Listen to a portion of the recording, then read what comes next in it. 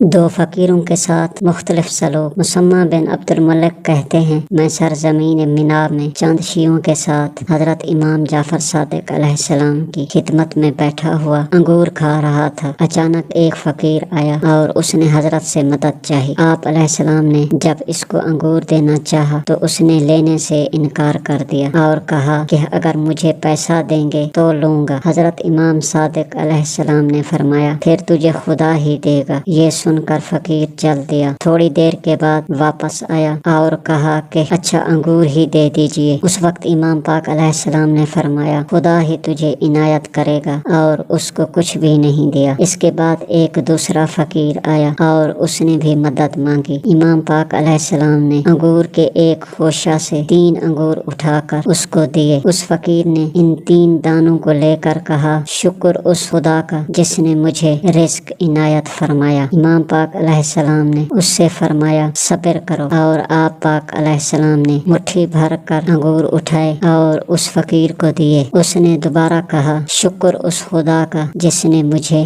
رزق عنایت فرمایا۔ اس کے بعد امام پاک علیہ السلام نے کہا کہ صبر کرو، اور اپنے خادم سے کہا کہ درہم و دینار کتنے ہیں؟ خادم نے 20 درہم لا کر دیے اور کہا کہ میرے پاس یہی تھے۔ امام پاک علیہ السلام نے فرمایا، وہ 20 درہم اس فقیر کو دے دو۔ جیسے ہی فقیر نے 20 درہم لیے تو کہا، تمام تعریف اللہ کے لیے ہے، پروردگار، یہ عطا و بخشش تیری طرف سے ہے اور تیرا کوئی شریک نہیں ہے۔ امام صادق علیہ السلام نے جب یہ جملہ سنا تو فرمایا، ذرا ٹھہرو، اور امام پاک علیہ السلام نے اپنا پیراہن نکال کر اس کو عطا کیا اور اس سے کہا، لو اس کو پہن لو۔ اس نے پیراہن لیا اور کہا، تمام تعریف اس پروردگار سے مخصوص ہے جس نے مجھے لباس عطا کیا۔ اور اس نے عرض کیا، اے ابا عبداللہ، خدا آپ کو جزائے خیر عنایت فرمائے۔ جب ماجرا یہاں تک پہنچا تو وہ شخص وہاں سے روانہ ہو گیا۔ راوی کہتا ہے، ہم سب لوگ سوچ رہے تھے کہ اگر وہ امام پاک علیہ السلام کے پاس سے نہ جاتا تو امام پاک علیہ السلام مسلسل اس کو عطا